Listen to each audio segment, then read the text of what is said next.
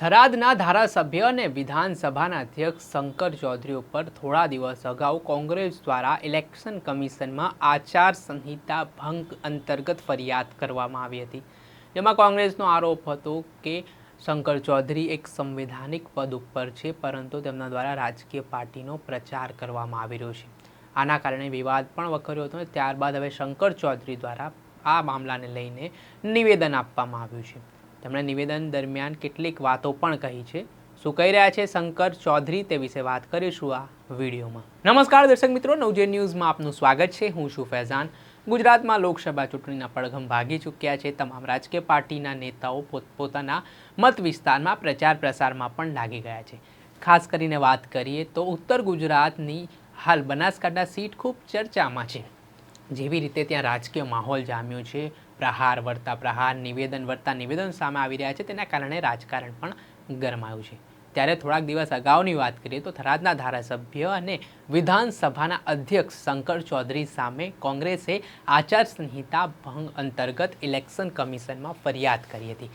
આને લઈને વિવાદ છે તે વધુ વકર્યો હતો, જેને લઈને હવે શંકર ચૌધરી દ્વારા પ્રથમ વખત નિવેદન આપવામાં આવ્યું છે. જે નિવેદનમાં તેમણે કહેવું છે કે હું એક બંધારણીય પદ ઉપર છું અને બંધારણનું માન સન્માન પણ જાળવું છું. સાથે તેમણે કહ્યું છે કે મને કાયદાનું કોઈ બંધન નથી, કે કાયદામાં કોઈ એવી જોગવાઈ નથી કે અધ્યક્ષ છે તે કોઈ રાજકીય પ્રવૃત્તિમાં ભાગ ના લઈ શકે કે રાજકીય પ્રચાર પ્રસારમાં ના જઈ શકે.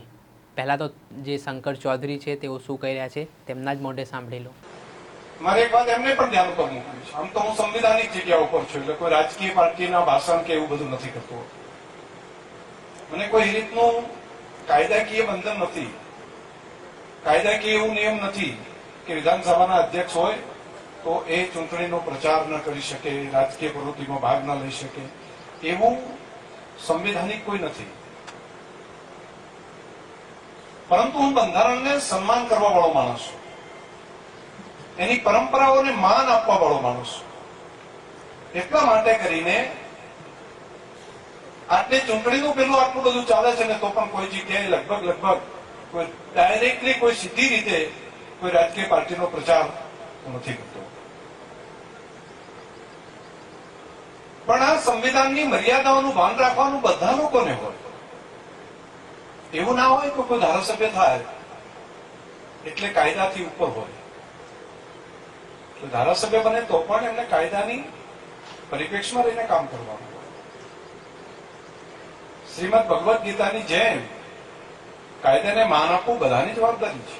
આ હતા શંકર ચૌધરી. તેમના દ્વારા જે વાત કહેવામાં આવી છે અને સાથે જ ધારાસભ્યોને પણ સૂચક અપીલ કરી છે કે તે પોતાની માન મર્યાદામાં અને બંધારણના પરિપ્રેક્ષમાં રહીને કામ કરે. તેમણે એવું પણ કહ્યું છે કે બંધારણની કોઈએ અવમાનના ના કરવી જોઈએ, બંધારણથી જ ચાલવું જોઈએ. સાથે જ તેમણે આડકતરી રીતે પ્રહાર પણ કર્યા છે. આને જ લઈને જે હાલ વિવાદ ચાલી રહ્યો છે, જે રાજકારણ બનાસકાંઠાનું ગરમાયું છે, ઇલેક્શન કમિશનમાં જે કોંગ્રેસે ફરિયાદ કરી છે, તેના કારણે હવે જોવું રહ્યું કે આગામી સમયમાં ઇલેક્શન કમિશન શું કોઈ પગલાં લે છે કે પછી હાલ જેમાં હવે શંકર ચૌધરીનું જે એક નિવેદન સામે આવ્યું છે તેણે બનાસકાંઠા સહિત ઉત્તર ગુજરાતમાં અનેક ચર્ચાઓ જગાવી છે. દર્શક મિત્રો, ત્યાર સુધીમાં બસ આટલું. આવા વિડીયો સાથે આપણે માહિતગાર કરતા રહીશું, એટલે નવજે ન્યૂઝની ચેનલને આપ લાઇક કરો, સબસ્ક્રાઇબ કરો અને વધુમાં વધુ શેર કરો. નમસ્કાર.